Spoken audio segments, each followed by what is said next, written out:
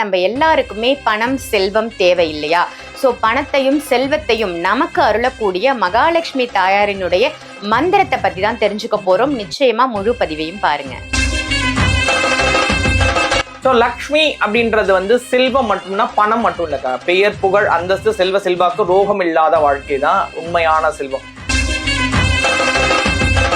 இப்போ நீங்க கேட்ட மாதிரி ஒரு வரி நான் ஒரு தடவை சொன்னா 100 தடவை சொன்ன மாதிரி ஏன் வழி தனி வழி இந்த மாதிரி பஞ்சி டைலாக்னு சொல்லுவாங்க. அது வந்து பாத்தீங்கன்னா ஒரு இது சொன்னா நமக்கு ஆப்டா இருக்கு, நமக்கு சொன்ன மாதிரியே இருக்குல்ல அப்படின்ற மாதிரி இறைவனை வழிபாடு பண்ணும்போது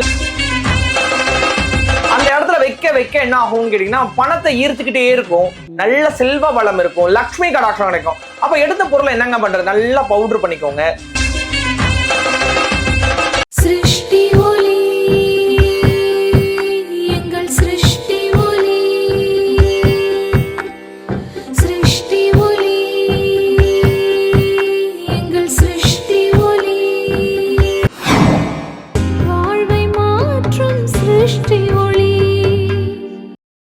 சொந்தங்கள் அனைவருக்கும் அன்பான வணக்கங்கள். இன்னைக்கு நம்ம யாரை சந்திக்க வந்திருக்கோம் அப்படின்னு பாத்தீங்கன்னா அஸ்ட்ராலஜர் சாய் பாலாஜி அவர்களை தான் சந்திக்க வந்திருக்கோம்.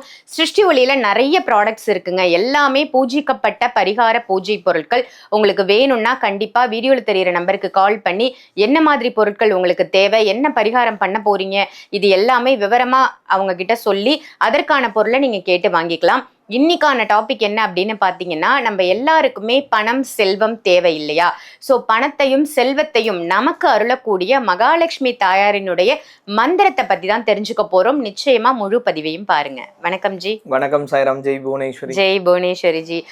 நீங்க சொல்லுங்க, இப்போ செல்வம் பணம் இது வந்து எல்லாருக்குமே அத்தியாவசியமான அவசியமான ஒரு விஷயமா போயிடுச்சு. நம்ம மகாலட்சுமி பூஜைகள் நிறைய சொல்லியிருக்கோம், மகாலட்சுமி விக்கிரகங்கள் நிறைய கொடுத்துருக்கோம், என்ன தீபம் ஏத்தணும் அப்படின்னு நிறைய விஷயங்கள் பேசியிருக்கோம். மந்திரம் அப்படிங்கும் பொழுது குரு வழியில உங்களுக்கு நிறைய மந்திரங்கள் தெரிஞ்சிருக்கும். குரு வந்து நிறைய உங்களுக்கு சொல்லி கொடுத்துருக்காங்க. ஸோ அதை மக்களுக்கு நீங்க தாராவாத்து கொடுக்கணும். என்ன மந்திரத்தை சொல்லி மகாலட்சுமி தாயாரை வழிபாடு செஞ்சா, அதுவும் ஒரு வரியில ஈஸியா இருக்கக்கூடிய மந்திரமா இருக்கணும்.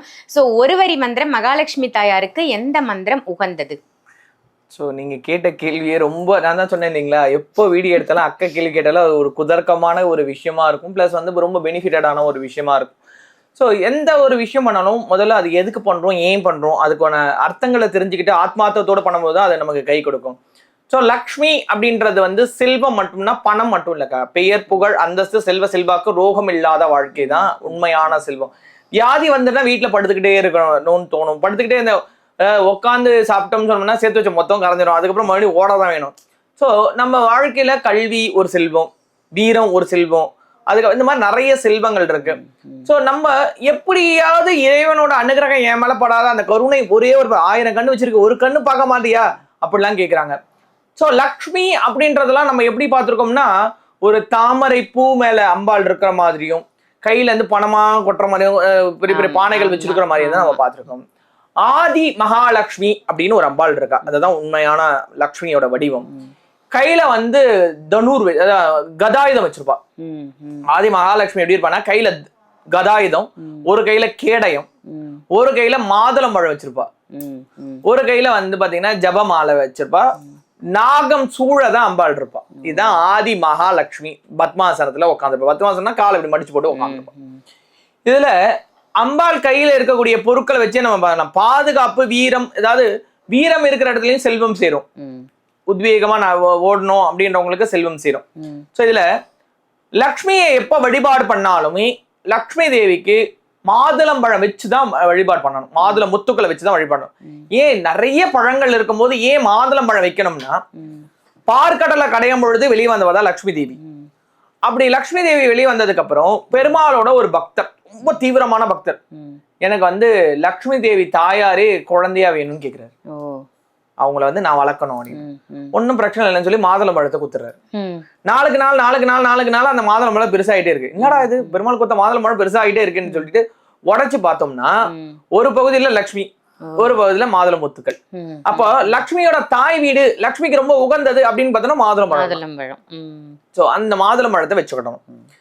இப்ப நீங்க கேட்ட மாதிரி ஒரு வரி நான் ஒரு தடவை சொன்னா 100 தடவை சொன்ன மாதிரி ஏன் வழி தனி வழி இந்த மாதிரி பஞ்சி டைலாக்னு சொல்லுவாங்க. அது வந்து பாத்தீங்கன்னா ஒரு இது சொன்னா நமக்கு ஆப்டா இருக்கு, நமக்கு சொன்ன மாதிரியே இருக்குல்ல அப்படின்ற மாதிரி.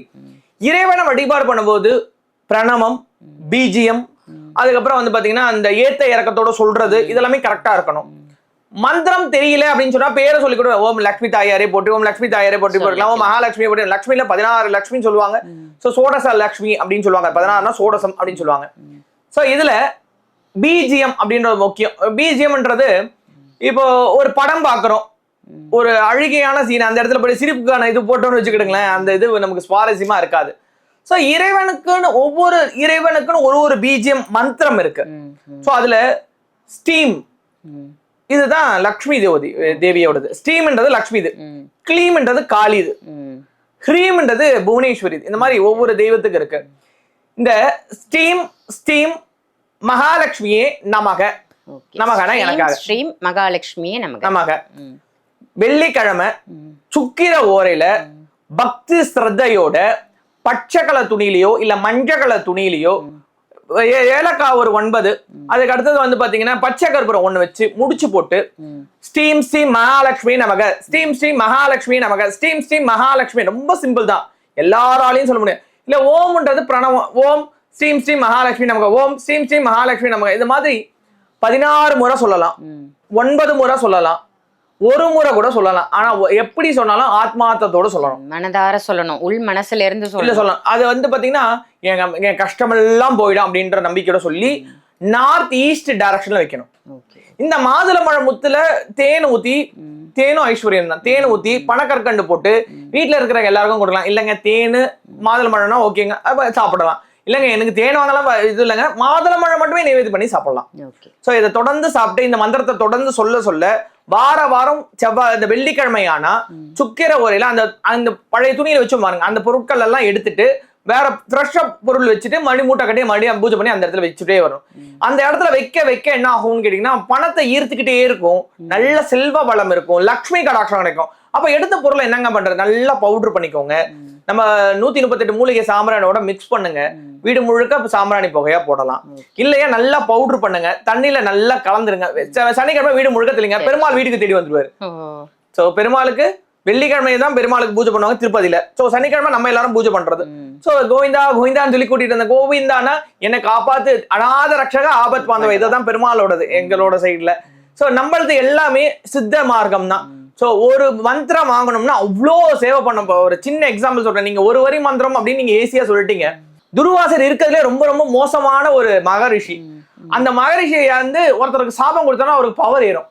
அப்பேற்பட்ட மகரிஷி என்ன பண்றாருன்னா, குந்தி தேவியோட சின்ன வயசுல அவங்க அப்பாவோட அரண்மனைக்கு வராரு, எனக்கு சேவைகள் பண்ணு, நம்ம சில பூஜைகள் பண்ண. அப்ப என்னோட பொண்ணு குந்தி தேவி உங்களுக்கு எல்லா விதமான சேவைகளும் பண்ணுவா சுவாமி அப்படின்னு குட்டி பொண்ணு அனுப்புறாரு. அந்த பொண்ணு இவர் மனம் கோணாம எல்லா விதமான சேவைகள் பண்ணும்பொழுது ஃபியூச்சர்ல என்ன நடக்க போகுதுன்னு தெரிஞ்சு ஒரு மந்திரத்தை தாராவாத்து கொடுத்துட்டு போறாரு.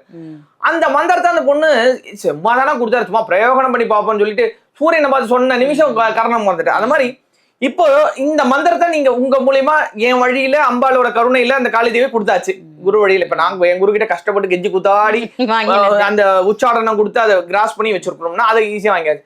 இதை வந்து சும்மா டெஸ்ட் பண்ணி பார்ப்போமே, சார் சொன்னாரு நான் டெஸ்ட் பண்ணேன் ஏன் நடக்கவே இல்லை அப்படின்லாம் சொல்லக்கூடாது. சொல்லதான் நடக்கும். ஏன்னா கவுண்ட் தான். இப்ப நம்ம சின்ன வயசுல 2 × 2 4 அப்படின்றது நமக்கு தெரியாது. அது சொல்லிக்கிட்டே இருக்கிறதுனால தான் நம்ம மைண்ட்ல போய் ஸ்டோர் ஆகுது. அதே மாதிரி சொல்ல அந்த பிஜிஎம் ஆனது நம்ம உடம்புக்குள்ள பாசிட்டிவ் வைப்ஸா மாறும். அந்த பழங்கள் சாப்பிடும்போது அந்த சத்துக்கள் நமக்கு உடம்புக்குள்ள ஏறும். இந்த மாதிரி பண்ணிக்கிட்டே இருக்கிறதா மாற்றங்கள் நிச்சயமா நிகழும். வெள்ளிக்கிழமை சுக்கிர ஓரை நான் சொன்ன அந்த ப்ரொசீஜர் பிளஸ் இந்த மந்திரம் பிளஸ் வந்து இந்த இது பண்ணணும். Super super. ஒரு வரி மந்திரம்னு கேட்டேன், அதே மாதிரி அழகா ஒரு வரியில சொல்லியிருக்கீங்க. நெய்வேத்தியமும் என்ன அப்படின்னு சொல்லிட்டீங்க. மகாலட்சுமிக்கு எல்லாருமே மகாலட்சுமி தாயாரை போற்றணும் கொண்டாடணும் அப்படின்னு நினைப்பாங்க. இப்ப மந்திரத்தோட அதை செய்யும் போது எல்லா விஷயமும் அவங்களுக்கு சித்தியாகும். நன்றி ஜி. நன்றி. சிருஷ்டி ஒளி